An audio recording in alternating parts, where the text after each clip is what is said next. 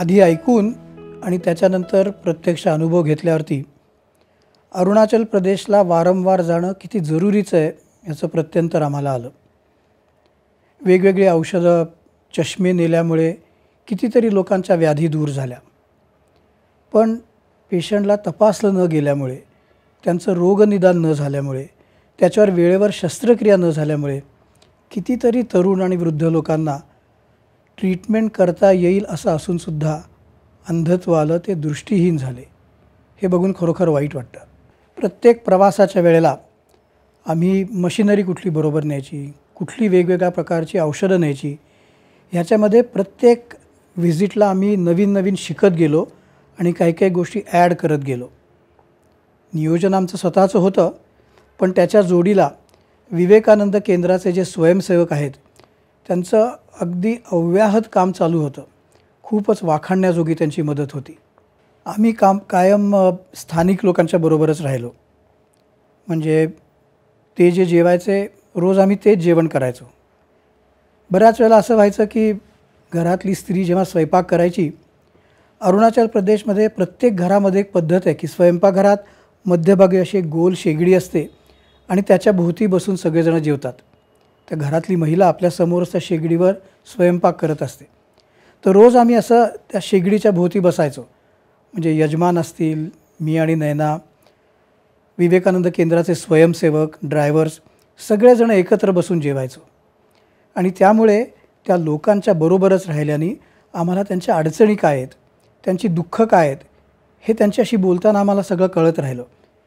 म्हणजे थोडक्यात आम्ही पाहुणा म्हणून नाही, तर अगदी त्यांच्यातले एक बनून कायम राहिलो आहोत. अरुणाचलमधला प्रवास म्हणला तर आम्ही ऑफिशियल कॅम्प साईट्सला तर जायचोच, पण कॅम्प संपल्यानंतर जवळपासची गावंसुद्धा बघायला जायचो. मग ते खोन्साच्या जवळचं पासीघाट असेल, अलाँग नावाचं गाव असेल, अगदी चीनच्या सीमेजवळ मेंचुका नावाचं गाव होतं. आम्ही जेव्हा हा प्रवास करायचो तर वाटेत बऱ्याच वेळेला जेवायला थांबायचो, कधीकधी काही वस्तू खरेदी करायला थांबायचो. अरुणाचलमध्ये कलाकुसर तर कमालीची करतात. एकदा एका जागी थांबलो तर ती दुकानातली बाई मला म्हणली की डॉक्टर, तुम्ही आमच्या गावात का नाही आहेत?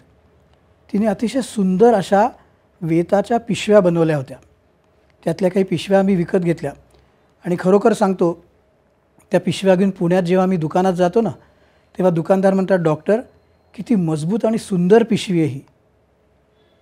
त्या बाईच्या बरोबर मी बोलताना मी तिला म्हटलं की आम्ही इथे येण्याचा प्रयत्न करू, पण जर तुम्हाला काही अडचण असेल तर चला आपण तुमच्या घरी जाऊ, आजूबाजूच्या काही शेजारपाजाऱ्यांना अडचण असेल तर बोलवून घ्या. आमच्याकडे मशिनरी तर होतीच आणि सगळी पोर्टेबल मशिनरी होती. त्यामुळे ऑफिशियल कॅम्प सोडून आम्ही प्रवास करताना अशा छोट्या छोट्या गावांमध्ये जर का काही रुग्ण असतील, त्यांना अडचण असेल तर त्यांनासुद्धा आम्ही तपासू शकत होतो. प्रवास जरी खूप खडतर असला किंवा खूपच जास्ती ताण देणारं काम असलं तरी आम्हाला खरं म्हणजे त्रास कधीच व्हायचा नाही. आणि ह्याचं कारण होतं अरुणाचलमधलं अतिशय उत्तम असं निसर्ग सौंदर्य. अरुणाचलमध्ये सगळीकडे हिमालय पर्वत आहे. त्या हिमालयाच्या उत्तुंग रांगा, लोहित, नेमांग, ब्रह्मपुत्रासारख्या मोठमोठ्या नद्या, त्याच्यावरचे नवीन पूल, ह्याच्यावरून जाताना खूपच मजा यायची. आणि आम्ही काम केलं त्याचा आम्हाला काही क्षीण वाटायचाही नाही. आता एक अनिनी नावाचं गाव आहे चीनच्या सीमेच्या बरंच जवळ. त्याच्या बाजूला अक्षरशः शेकडो धबधबे आहेत. काही अगदी खरोखर अकराळ विकराळ, काही अतिशय सुंदर. ह्या सगळ्या गोष्टींनी आपण काम करून दमलो आहे ह्या गोष्टीचा पूर्णपणे विसरच पडायचा. पण खरं सांगायचं तर आमचा क्षीण सगळ्यात जास्ती कशाने घालवला असेल तर अरुणाचलमधले राहणारे जे स्थानिक लोक आहेत ना, त्यांनी आमच्यावर दाखवलेलं अतोनात प्रेम आणि आदरातिथ्य. अरुणाचलमध्ये मी जे अनेक हे डोळ्याचे कॅम्प्स केले त्यातला एक प्रसंग कायम माझ्या लक्षात राहतो आणि तो अगदी असा हृदयस्पर्शी प्रसंग आहे. एका कॅम्पमध्ये एक गृहस्थ त्यांच्या छोट्या मुलाला डोळे तपासायला घेऊन आले. त्याला घेऊन बसले. मला म्हणाले की डॉक्टर, ह्या मुलाने 8-10 दिवसात डोळेच उघडले नाही आहेत. मी म्हटलं ठीक आहे, बघतो मी त्याला. त्याच्याजवळ गेलो आणि त्याचे डोळे उघडायचा प्रयत्न केला, पण त्यांनी इतके घट्ट डोळे आवळले होते की खरोखरच मला तपासायला त्याचे डोळेच उघडता येईनात. काय करावं विचार केला. मी इंग्लंडला जेव्हा दर 3-4 महिन्यातनं काम करायला जातो तेव्हा तिथनं येताना टेट्राकेन नावाचे मी ड्रॉप्स बरोबर घेऊन येतो. हे टेट्राकेन ड्रॉप्स म्हणजे काय, तर डोळा बधीर करणारे किंवा लोकल ॲनेस्थेटिक ड्रॉप्स. ते प्रिझर्वेटिव्ह फ्री ड्रॉप्स असतात. भारतामध्ये ते सहजासहजी मिळत नाहीत, पण मी ते आवर्जून इंग्लंडहून येताना घेऊन येतो, कारण मला अरुणाचलसारख्या ठिकाणी ते खूप उपयोगी पडतात. तर टेट्राकेनचे ड्रॉप्स घेतले. नैनाला म्हटलं तू काहीही करून त्याच्या डोळ्यात एक ड्रॉप टाक, खालची पापणी खाली कर, म्हणजे थोडीशी तरी फट मिळेल, थोडी जागा मिळेल, एक थेंब त्याच्या डोळ्यात टाक. 5 मिनटं झाल्यावरती परत एकदा टाकायचा प्रयत्न कर. या 5 मिनटात मी 1-2 पेशंट तपासतो. नैनाने ड्रॉप्स घेतले.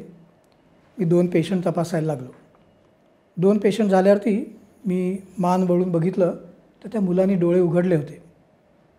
मी त्याच्या जवळ गेलो त्याचे डोळे तपासायला, आणि मला काय आढळून आलं, तर त्याच्या डोळ्यामध्ये प्रचंड कोरडेपणा होता आणि त्याचा डोळ्याचा कॉर्निया किंवा ज्याला आपण नेत्रपटल म्हणतो, ज्याला आपण स्पर्श करू शकतो, तो भाग पांढरा झाला होता. ही लक्षणं कशाची होती? अजीवनसत्वाच्या अभावाची, व्हिटॅमिन ए डेफिशियन्सी. त्याचा उपचार सोपा होता. जवळच्या प्राथमिक केंद्रात त्याला पाठवायचं आणि व्हिटॅमिन एचं इंजेक्शन द्यायचं. पण मी स्वतःला खूप नशीबवान समजतो की त्या दिवशी त्या मुलाला बघायला मी तिथे होतो. समजा त्या मुलाला मी बघितलंच नसतं तर कदाचित आयुष्यभराचं अंधत्व त्याच्या पदरात पडलं असतं. हा प्रसंग माझ्या हृदयाशी खूप जवळचा आहे. मला बऱ्याच वेळा लोक विचारतात, तुम्ही अरुणाचल प्रदेश सोडून परत जेव्हा जाता तेव्हा कुठली गोष्ट तुमच्या लक्षात राहते? अरुणाचलचा सनराईज? नक्कीच, कारण भारतामधला पहिला सूर्योदय अरुणाचलमध्ये होतो, डॉंग नावाच्या गावी. त्यामुळे अरुणाचलचा सनराईज कायम लक्षात राहतोच. पण त्या अरुणाचलच्या सनराईजपेक्षा हा सनराईज, हा मुलगा जो उठला ना, त्याने डोळे उघडले, हा प्रसंग कायम माझ्या मनात राहील. मी तो कधीच विसरणं शक्य नाही. आरोग्यसेवा सगळ्यांपर्यंत जर पोचवायची असेल तर तो खूप मोठा प्रवास आहे, याची मला कल्पना आहे. पण आपण प्रयत्न तर सुरू केला आहे. आपल्याला यश नक्की मिळेल. मी माझा भूतकाळ तुमच्यासमोर ठेवला आहे. वर्तमानात तर मी तुमच्यासमोर आहेच, पण मी मागणी करतो आहे तुम्हा सगळ्या जणांच्या भविष्य काळातल्या थोड्या वेळाची. आपण सगळ्याच जणांनी पैसे कमवले, आपण नाव कमवलं, पण आता मात्र आपण दुसऱ्यांसाठी काहीतरी केलं पाहिजे. आपण समाजसेवा केली पाहिजे. आपण समाजासाठी काम केलं पाहिजे, देशासाठी काम केलं पाहिजे, कारण तो आपला देश आहे. म्हणूनच मला म्हणावं असं वाटतं की whatever we do, it may just be a drop in the ocean, but it is for our nation.